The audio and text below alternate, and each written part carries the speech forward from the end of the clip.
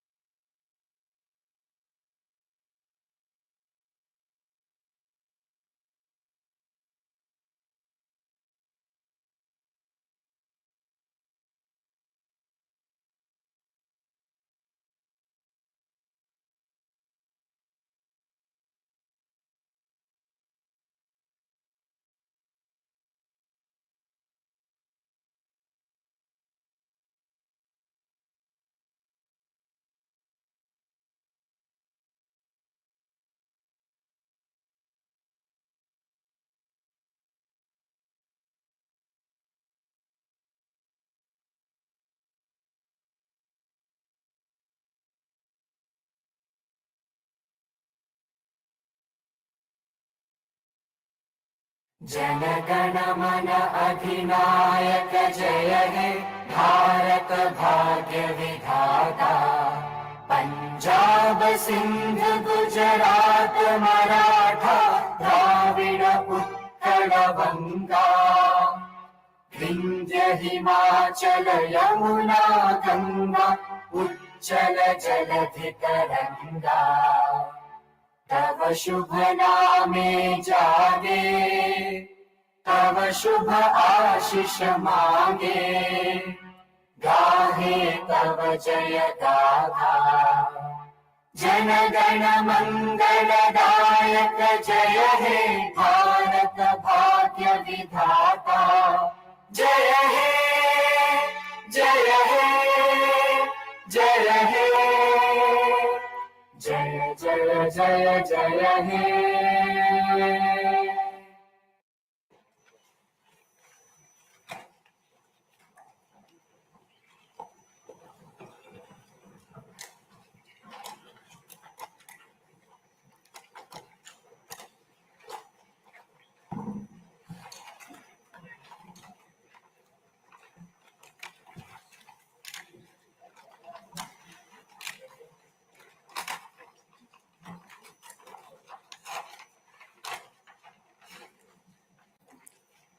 Honorable Chairman, Andhra Pradesh State Legislative Council, Honorable Speaker, Andhra Pradesh State Legislative Assembly, Honorable members of the State Legislature, I am immensely pleased to welcome and congratulate the newly elected Honorable members of the State Legislative Assembly and members of the Legislative Council to this joint session of the State Legislature being convened for the first time after the general elections 2024. I would like to take this opportunity to commend the Andhra people's active participation in the electoral process. Their inspiration for change has been unambiguous. Now the responsibility of fulfilling their aspirations lies with all of you. Honorable members, you are aware that due to the supreme sacrifice of Amarajeevi Potti Sriramulu, Andhra Pradesh was formed as the first linguistic state on 1st October 1953 with Kurnool as capital. Thereafter, the state was recognized on 1st November 1956 and Telugu-speaking parts of Hyderabad state were made into the combined Andhra Pradesh with Hyderabad as capital. Accordingly, a lot of Telugu people moved to Hyderabad. Again, in June 2014, the people of Andhra Pradesh were forced to undergo another reorganization of their state, the most damaging experience of all.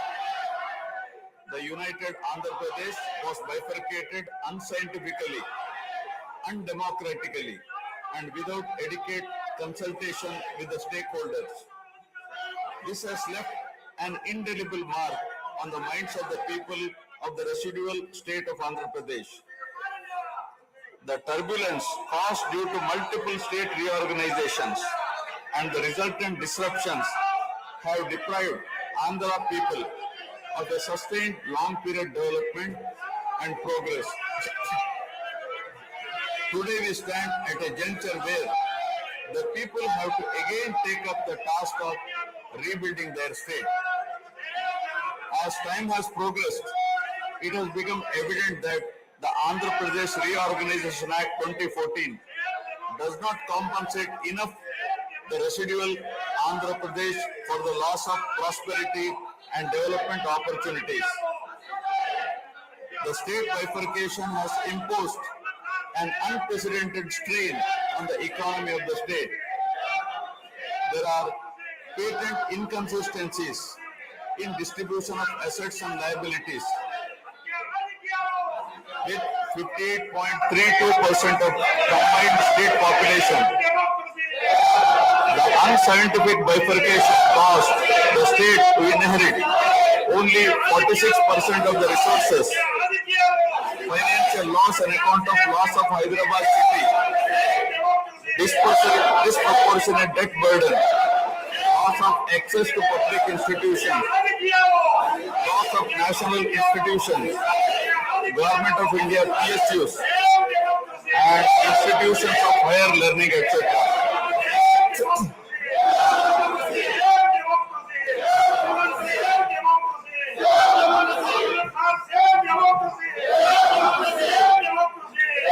One can see that scientific criteria for apportionment were not adopted, while the residual state inherited huge revenue deficit.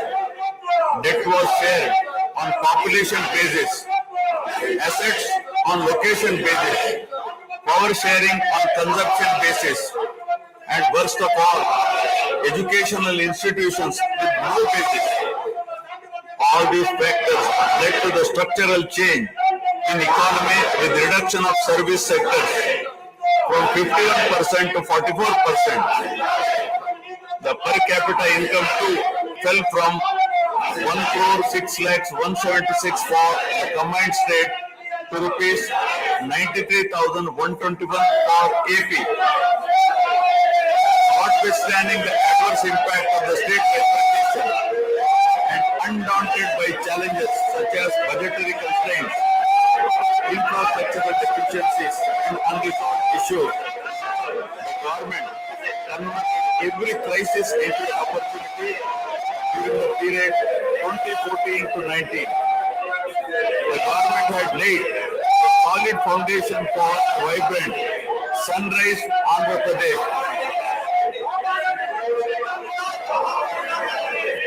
The then government focused on the inherent strengths of the successor state of Andhra Pradesh, its 974-kilometer coastline, providing opportunities for port-led development and requisite environment for manufacturing activities. The fertile river plains supporting agriculture and allied activities, the passing of pre-industrial corridors through the state, rich natural and human resources. A reflection on the state's performance during the 5-year period of 2014 to 19 gives a clear picture of the balancing act between development and welfare. Completion of prestigious Pattasima project by linking of rivers Godavari and Krishna in a short time of 1 year. Completion of 72% of Polavaram project so that it could be made fully operational by 2021. Prioritization of other irrigation projects, drought-proofing measures, real-time governance, development of Amaravati region through land pooling, construction of new secretariat, and legislature building are a few examples worthy of mention. All the milestones achieved during 2014 to 19 were possible because of the visionary leadership of Sri Nara Chandrababu Naidu, the Honorable Chief Minister of Andhra Pradesh. In this regime, the state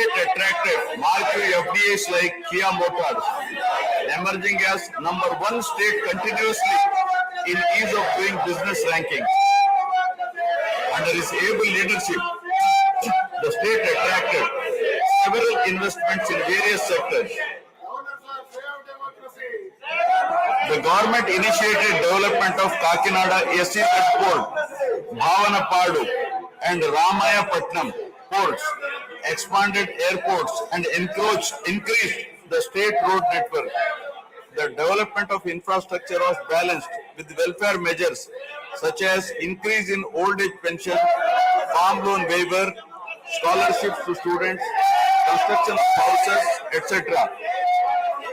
These development and welfare measures led to compound annual growth of 13.5% between 2014 to 19. While the state was set to take off on the path of high growth, the change of regime in 2019 again brought back the disturbing times for the nascent Andhra Pradesh. The state that already bore front of bifurcation in 2014 was rather unfortunate to have witnessed yet another bigger debacle in the form of inept governance, where the people were threatened and officers demoralized. In fact, the damage and losses during the period 2019 to 24 have been more severe compared to the state reorganization in June 2014. The government that assumed charge in 2019 started a destructive note with demolition of Praja Vedike that continued unabated till the end of the regime 2024. During this regime, democracy was at peril. People were in a state of fear and hardly enjoyed any freedom of living.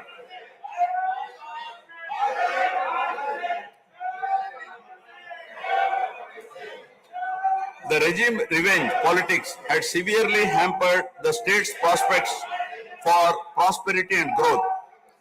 Even the Honorable High Court of Andhra Pradesh had sought to convene a judicial inquiry into whether there is a constitutional breakdown in the state. The biggest damage was done to the brand AP. No noteworthy companies came forward to invest in the state. The corrupt practices at all levels, coupled with weaponization of instruments of governance across revenue earning departments for personal gains, sabotaging of checks and balances, made several state institutions and private companies defunct and forced the existing enthusiastic investors and entrepreneurs to move out of Andhra Pradesh to other states. The uncertain environment, which rocked the confidence of the people in general and investors in particular, started showing impact on the state finances, leaving them in a mess. Fiscal prudence was abandoned. Expenditure was beyond means in spite of limited revenue growth, and debt and liabilities rose sharply. Financial management is manifested by diversion of funds, higher taxation despite high inflation, increase in power sector liabilities, neglect of capital expenditure, which eventually resulted in slowing down of the economy. The enormous gap in resources was sought to be met repeatedly by borrowings through corporations and forcing them to spend on government expenditure, and in the process weakening the corporations.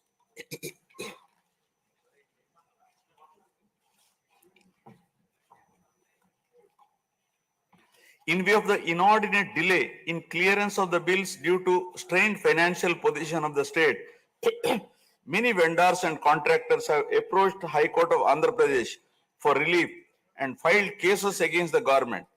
About 25,000 cases have been filed for bill payments, which is unprecedented. The sheer number of contempt cases with personal appearances and arrest warrants against officials in several cases resulted in systematic humiliation and victimization of bureaucracy. This led to complete demoralization of administrative machinery. the capital expenditure reduced by 60% in 2019-24 compared to 2014-19. Departments such as water resources and transport, roads and buildings, which undertake substantial capital works, were left critically short of funds to carry out any works. The capital expenditure on water resources has reduced by 56%, and that on roads and buildings by an alarming 85% during this period. The compound annual growth rate of states-owned tax revenue slipped from 12.8% to 8.1% during this period.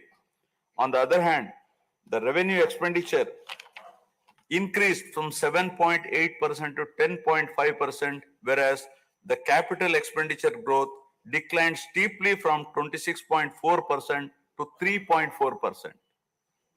Lower share of capital expenditure to public debt occurred during the period 2019 to 24 is a clear indicator that the government met revenue expenditure also through borrowed funds. The CAGR in per capita debt has been higher at 14%, while the CAGR in per capita income is only 9.7%. This reflects the fiscal profligacy of the previous regime as no capital formation took place. The Amaravati capital region, envisioned as the focal point of growth for the nascent state of Andhra Pradesh, was totally destroyed.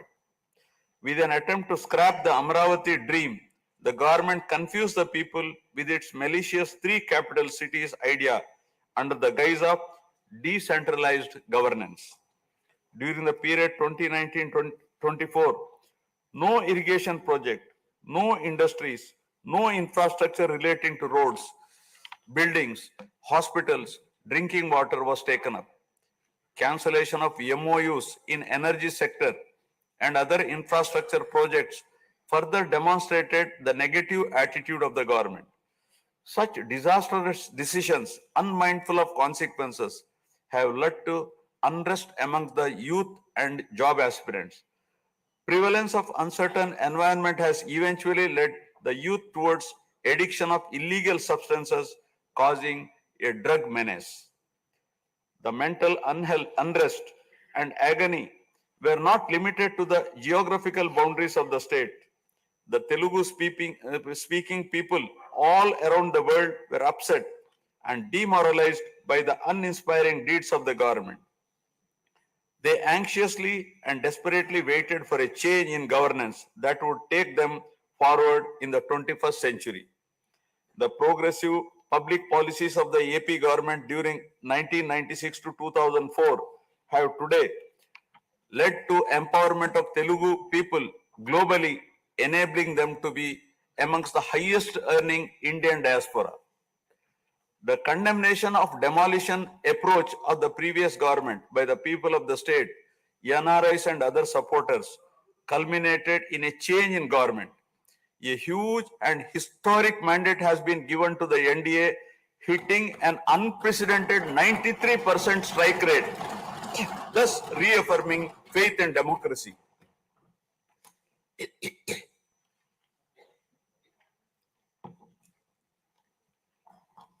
I sincerely congratulate the people of Andhra Pradesh for their wisdom in electing a government that discharges its duties with a futuristic view. Hordes of Andhra people had come from various regions to be part of this historic mandate in favor of future of Andhra Pradesh. The new government has a perfect blend of fresh and experienced honorable members in the assembly. I once again welcome all the members who will be instrumental in making right policies in the interest of good governance and in the spirit of cooperative federalism. Honorable members, at this juncture, I feel it is also important to recall the glorious past of Andhra Pradesh, renowned as Annapurna, rice bowl of India. The state used to support other states in ensuring food security.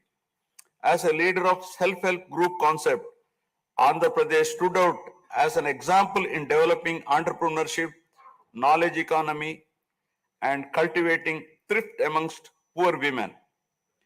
Use of IT in all areas of welfare and development was the cornerstone of state's vision. The misrule of the previous government, which lacked transparency, have compelled this government to put the facts before the people about the disruption of systems and rampant corruption prevailing during the last 5-year term. Accordingly, my government has released a series of white papers highlighting numerous discrepancies in fund utilization, misappropriation, resulting in huge loss to the state exchequer and the natural resources base of the state. I would present some of the key takeaways of the white papers. Completion of Polavaram, the lifeline of Andhra Pradesh, is of the highest priority. The Polavaram project has been completely derailed. Introduction of reverse tendering and cancelling the agreed contracts have caused an irreparable damage not only to the project but also to the concept of interlinking of rivers and irrigating every acre of land. Unilateral announcement of 3 capitals for the state resulting in 1,631 days of farmers' protest. Modification of jurisdiction of the Capital Region Development Authority to 6,993 square kilometers. Shelving preparation of regional master plans. Completing the land acquisition in only 191 acres are some of the events that halted the progress of CRDA. This led to a potential loss of about 7 lakh jobs and estimated loss of wealth of about rupees 2 lakh crore along with loss of investment and growth opportunities.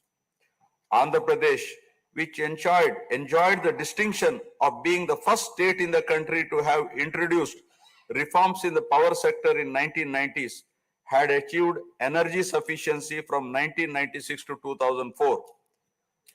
After bifurcation, the state faced an energy deficit of 22.5 MU per day. Again, by bringing second generation's reforms in energy sector and promoting renewable energy, the state become energy surplus by 2018. The state has witnessed an irreparable damage in the recent past. State energy sector has also suffered huge losses due to the tune of rupees 1,29,503 crores during the period 2019 to 24. Misappropriation of natural resources such as land, mines, and minerals and forests has been widespread. Land grabbing, misappropriation in allotment of house site pattas, violations in land allocation, assignment of land to ineligible beneficiaries, and Resurvey and AP Land Titling Act 2023 have completely eroded the confidence of the people during 2019-24. Put together, an amount of rupees 35,576 crore covering 1.75 lakh acres has been estimated as a loss, and the fundamental right of the people to own their property was affected. Looting of sand and mineral wealth is another area that resulted in huge loss to the exchequer and involved corruption. My government has initially estimated that an amount of rupees 19,000 crore has been lost due to illegal activities in these areas. Due to the unfriendly sand policy, 20 lakh construction workers have become unemployed. Due to the inefficient, inappropriate policy making and laxity in enforcement during the periods 2019-24, a cumulative loss to the tune of 9,750 crore has been incurred in mineral revenue. Huge damage has been done to environment. Smuggling of precious red sandals from forests has taken place with the revenue from the sale of red sandals dropping from rupees 1,623 crore in 2014-19 to rupees 441 crore in 2019-24. The destruction of mangrove forest land and Rishikonda Hill in Vishakhapatnam have also damaged the state's heritage and culture. The government misused law and order machinery during 2019-24 by harassing dissenting voices. There was rise in crime against women, children, atrocities on innocent people, especially the SC, STs and other vulnerable sections. The people lost faith in the government's ability to maintain rule of law.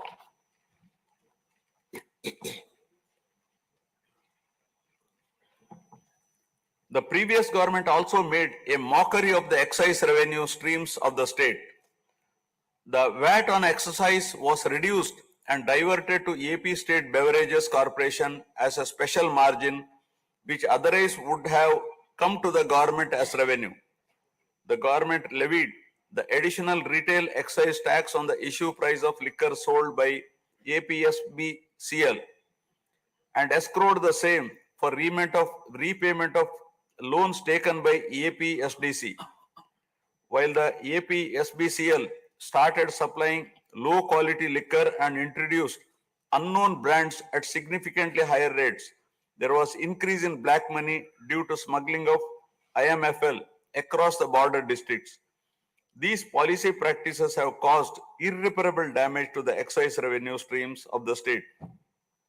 As a result, it has become difficult for the new government to meet even the essential committed expenditure with the reduced revenue of the state. The overall debt has more than doubled in last 5 years, with huge outstanding payments of salaries and pensions, debt repayment for the debt burden of about 10 lakh crore, payments for the power sector dues, civil supplies and other liabilities has become challenging. Putting the governance back on track is truly a Herculean task. My government has already started fulfilling the pre-poll promises and announced that steadfast commitment to Super 6 promises. My government has launched its trademark people-centric governance soon after assuming office with a series of measures such as announcing a mega DSC for filling up 16,347 teacher vacancies, abolishing the Land Titling Act, enhancing social security pensions to rupees 4,000, organizing a skill census, and reopening the Anna canteens to provide food for the poor at a very nominal rate of rupees 5 and supply of free sand. My government will initiate other important measures also. I am sure my government under the able and proven leadership of Sri N. Chandrababu Naidu Garu, the Honorable Chief Minister of Andhra Pradesh, and Sri Pawan Kalyan Garu, Honorable Deputy Chief Minister, with complete support of Sri Narendra Modi Garu, Honorable Prime Minister of India, will make all-out efforts in fulfilling the aspirations of the people for developing the state. Initiating the process, the Honorable Chief Minister visited New Delhi to meet the Honorable Prime Minister and other union ministers concerned and apprise them of the grim financial situation. During the visit, special requests have also been made for hand-holding by the center and extending liberal support to the state. I appeal to the people of the state to understand the current alarming financial situation and cooperate with the government in rebuilding the state. The massive destruction which resulted in huge loss of natural resource base and human value system really makes the reconstruction process difficult and time-taking one. To assess the complete loss, plan for resource mobilization and development is a cumbersome task. It requires collective thinking, extensive discussions with intelligentsia and academicians to explore ways to overcome the current crisis. It also involves finding ways to restart the entire development ecosystem through short, medium, and long-term plans in the light of the new development paradigm of Viksit Bharat at 2047. The extent of real damage done to Andhra Pradesh in the last 5 years had not come in public discourse thus far. The misgovernance from 2019 to 24 created a trust deficit with regulatory authorities and damaged the brand of AP amongst investors. The people now given a strong mandate to the NDA to rebuild the brand AP and regain the trust. Honorable members, usually winning elections and assuming responsibility is a happy event. But now we are meeting in different and difficult circumstances. Perhaps for the first time in the country, the members are not in a position to rejoice and have the means to meet people's aspirations immediately. Keeping this in view, my government is proposing to go for budget after meaningful deliberations. With several issues relating to state bifurcation remaining unresolved, my government has taken initiative and visited New Delhi to meet the concerned in union government, including Honorable Prime Minister and also Telangana government, with an intent to quickly find amicable solutions. The resolve shown by the 5 crore people of the state to reinstate democracy and elect people-friendly government with an unprecedented mandate is required to be appreciated yet again at this hour of crisis to help the state to rediscover its past glory. I would like to conclude my speech with the inspiring words of Swami Vivekananda. I quote, "We are responsible for what we are, and whatever we wish ourselves to be, we have the power to make ourselves. If what we are now has been the result of our own past actions, it certainly follows that whatever we wish to be in future can be produced by our present actions. So we have to know how to act." Jai Hind. Jana Gana मन अधिनायक जय हे भारत भाग्य विधाता। पंजाब सिंध गुजरात मराठा द्राविड उत्कल बंगा। विंध्य हिमाचल यमुना गंगा उच्चल जलधि तरंगा। तव शुभ नामे जागे, तव शुभ आशीष मांगे। गाहे तव जय गाथा, जन गण मंगलदायक जय हे भारत भाग्य विधाता। जय हे जय हे जय हे, जय जय जय जय हे।